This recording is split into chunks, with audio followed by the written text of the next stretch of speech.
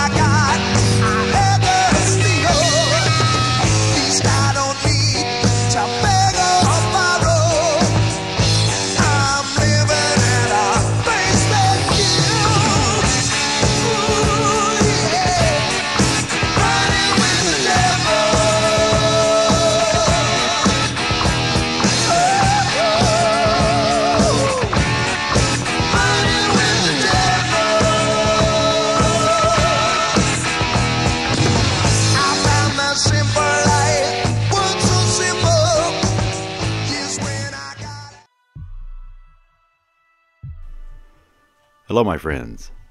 Many of the things that I've documented are what mainstream science theorizes about. And when learning what's being done around us, seeing how the big show really works, I began to understand the saying, the devil's in the details. And it's easy to forget those details are just theories. They're someone else's imagination that we repeat. A guess or an estimate, you know. But people will quote it word for word, teach others the same, as if the guess was an absolute fact. Why do we do that? It's an explanation that's given by science, and I see that no matter how outrageous this explanation is, even if it's a fairy tale, they have to do it. It's some sort of a mental problem. One detail about volcanic activity that seems strange to me that no one wants to answer. There's been different objects diving into craters just before an eruption. Oh, nothing to see here. How about the unidentified whatever they were, filmed hanging around, flying through smoke and ashes where no human would be? Brings up the question, and it's not a crazy question, it's legit. How much of what we're witnessing is natural, and how much is being artificially produced, and who's doing it? Now, I'm not saying volcanic activity doesn't occur naturally. It appears to be the case. All I would dare mention is, I was told this big huge story with all these details, that after billions of years that everything cooled off, so okay, why is it not cooling itself off? Because no matter the explanation, all things with no exception gradually are deteriorating. We observe that, you can't lie about it. Just not the heat off the rock under our feet from the formation of it.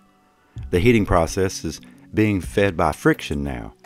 The iron core is spinning around in the circle of your earth, and well, it can never be checked, just believe me. So I checked, at the details. I looked to see what's the temperature around this ball of water flying through freezing cold vacuum of space, and let's see what NASA had to say. And this is him officially, here it is. This is what we teach everybody. The average temperature of deep space is around 2.7 kelvins, or negative 454.8 degrees. That's negative 270 Celsius. For my friends over in Britain and stuff. Now get ready for this one. Right? No one took a measurement, right? Now it says this temperature is set by the cosmic microwave background radiation left over from the Big Bang. I don't even know how you could say that to somebody and keep a straight face. The temperature can vary throughout the solar system. For example, temperatures in the Oort cloud. Isn't that something off of Star Trek from like the 70s, the Oort cloud? Oh my God. It's considered to be the boundary between our solar system and interstellar space.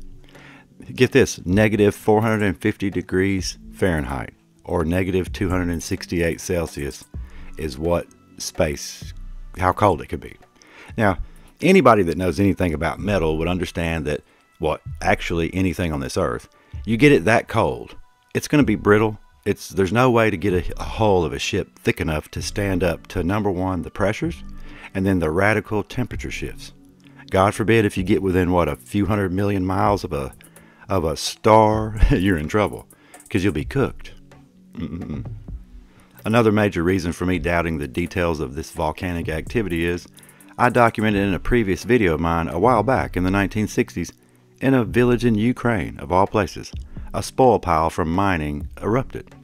Now, what appeared to be a volcano from the village below was just a pile of crushed rock and sand, leftovers from extracting whatever mineral out of it. This particular spoil tip or pile of rocks slowly developed a molten core, and one day magma was ejected out, streaming down onto the village below. Documented, right? All caused by a man-made pile of dirt with some chemicals in it.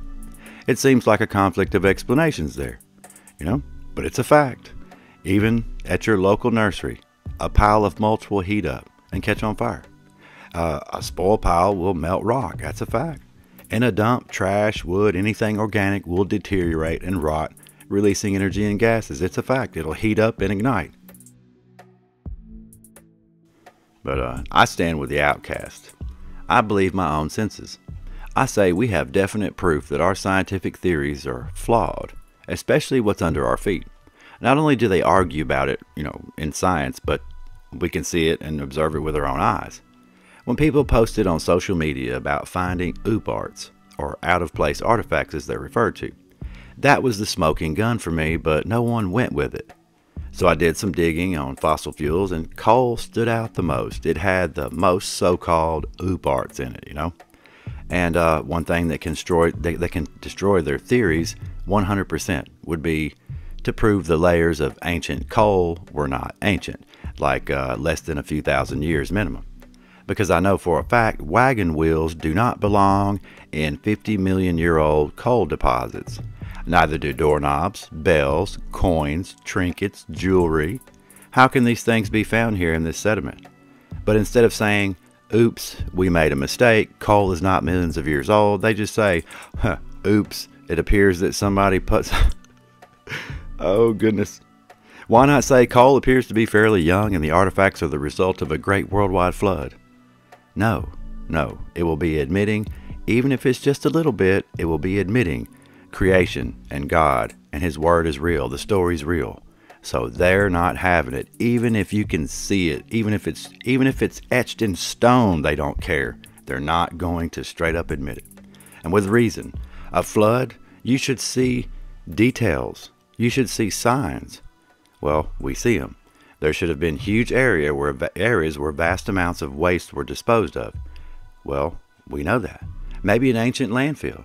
You see, if there was a worldwide flood, there would be definitely huge stretches of debris piles. Like what coal seems. I claim that.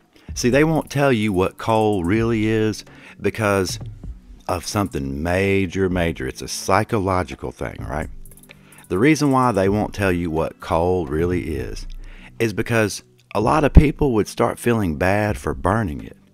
Because it's people. It's their homes, it's animals, it's plants, it's trees, it's entire civilizations possibly burned, diced all up, mixed together, making a big compost when it was buried, and squeezed by millions of tons of earth. Think about that, right? It's hard to swallow what you're burning there. And very likely there would be also places, where they dump volatile and dangerous substances in the past like we do today. We have to think about those details. The facilities of containment that we have today. So what happens hundreds of years later?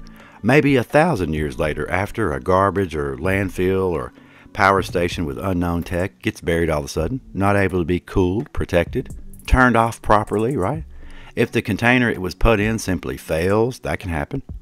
And if it was just like today and they had technology anywhere near what we have, which it appears they did, then the same sorts of elements would be found, the dangerous kinds, that we don't know what happens to them after thousands of years of being buried all of a sudden or turned off or what have you. But let me ask you this. Would it form a volcano with a molten core? Right? I also present a question as a legitimate assessment of this. We mine and extract very, very small percentages of minerals and material from rock, like sometimes less than 1%. Are we merely refining what has already been once mined, and then we call it that? I mean, there's nothing new here, so what are we doing? Just a thought. Oddly enough, scientists can't agree on eruptions or seismic activity either. Like everywhere you see a giant tree stump at.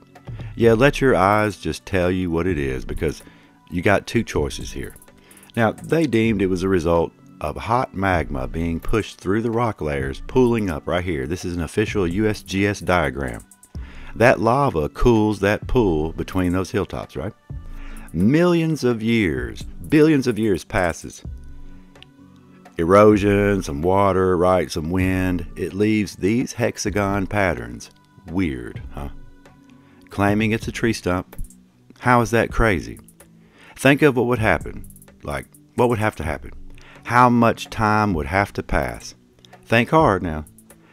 To keep this pattern look just like a tree stump, but it's not. It's your lying eyes. How long would it take to form those patterns? Like, what's the odds of that? Yeah. In the past, geologists and scientists noticed the rock layers appeared to not be moving either. Well, they can't have that because they're supposed to. This made their theory of plate tectonics or moving continents appear to be false, or very far from reality at the least, you know. There sits a structure going straight up through the sediment around it. We have it on a small scale for reference as well here. This is pretty much what they're seeing. In these areas, there are anomalies. The plates or layers seem to be stationary. Why do they seem to be stationary? Because you got something running straight up, you know, vertical, right through your layers here. Yeah. And the reason it seems stationary is the observer has been told the ground moves. That's all. Over billions of years, of course. It made these curves and elevation changes and squeezed stuff and pushed this up and down and made all the layers you see all over the world. Now, far from the minds of those who were looking, they're just, I don't know, brainwashed or maybe on purpose, but the thought of rapid burial, layer upon layer, isn't even suggested. If it gets brought up, it's quickly debunked with, get this, someone else's imagination again. Now, geologists and scientists noted there's a problem with what they had theorized about these plates moving, and this continental drift wasn't detected around these lava tree stumps, that's what we'll call them, and they couldn't have it. And the drift of the continents, they claim, took billions of years in motion to make it to where it is today. But I believe if it did separate like they theorize, it was fast and it happened before the rock had a chance to solidify. When it was freshly laid down and still soft and pliable, each layer laid down back to back all at once. And when they look at the details of it, they know this too. When an earthquake after the Great Flood took place, that appears to what's bent and twisted the layers up and apart. It appears to happen in just a short period of time too, because of the details in it. It is what took place in minutes during the floods and earthquakes in the past, because we have records, like the mud floods. In the 1800s, explorers told us that they knew of records from the past as well, that, matter of fact, one day after an earthquake that happened, the sea from North America to Africa was so muddy no ship could cross it, and you could see the bottom of the Atlantic until the currents washed it all away years later. Now, it's recorded entire areas and coastlines went up in elevation and drastically sank in other places. Islands disappeared altogether and new islands were suddenly formed. And if you were wondering, continents in one region raised and the other sank. So they knew the ocean was not doing it. It was the land that had moved. So yes, they move, just not like they claim they do. It seems to be a very violent motion, and there's nothing subtle about it whatsoever. I mean, you still have gas and internet now, right? So good. That means that the pipes and the cables that have been installed under the ocean to you and every other continent since 1850 aren't being stretched and broken yet, are they? Still intact. Yep, because nothing's moving. Telephone and data is transferred over submarine cables. Not satellite. Not satellite.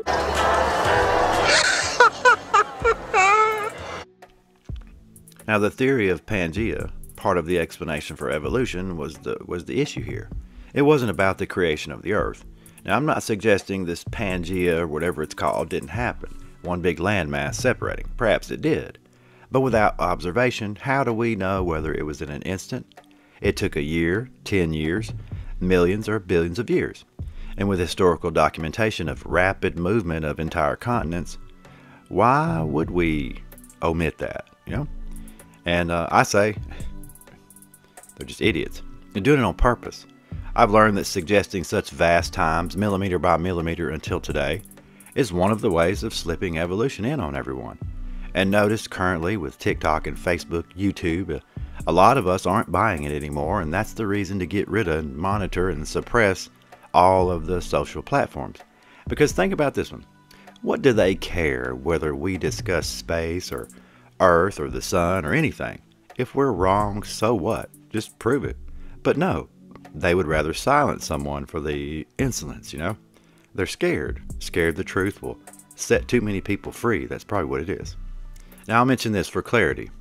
When water passes between two bodies of land, often no matter the gap it creates, you can see in theory how one could visualize pushing it back together, like stand on a riverbank, face the opposite side.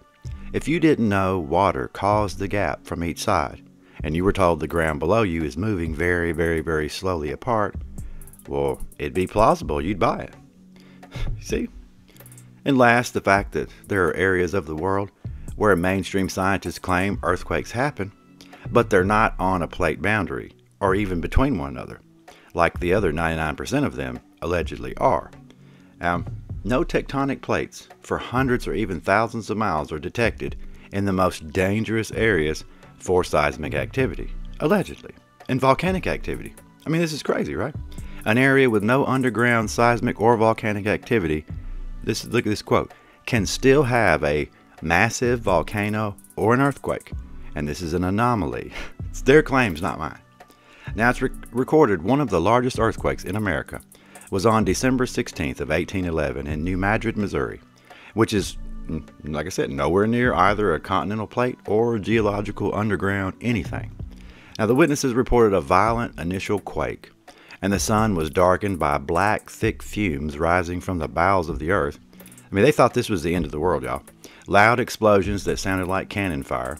Of course, the smell of sulfur and hot gases, blasting up. But one thing that was weird, it says, geysers of sand erupting hundreds of feet into the air, throwing giant trees up from the bottom of the river. Erupting water geysers, the plumes of toxic smoke and deep fissures made it all seem like Armageddon. Now look at this, the Mississippi River run backwards, filling a chasm up, and then before it closed, then creating Reelfoot Lake when it corrected itself. Now see, if no one was there to witness that, it would have been added to the rest of the explanations as a natural lake millions of years old. I mean, the people who witnessed it thought that that was it for them. But they witnessed a lake being formed. It's still there today. So you see, my friends, nobody really knows. You can make up anything you want. And with all the details in there and nothing making sense, too many questions are raised with, well, what's this about? What's that about? But sadly, we just get told, oh, shut up. You don't know. You're not smart enough to understand. It's bigger than you. Yeah. I also see the same people who fund all this and push all this crazy stuff. Look what they're doing. I mean, in our face, right? If you can't see it for yourself, I don't know what to say at this point in time. But, yeah, that's all I really wanted to do is document a few things that I thought were just very, very odd. The devil's in the details, right? Well, my love to y'all. I'm Wild Dog, and I am out of here.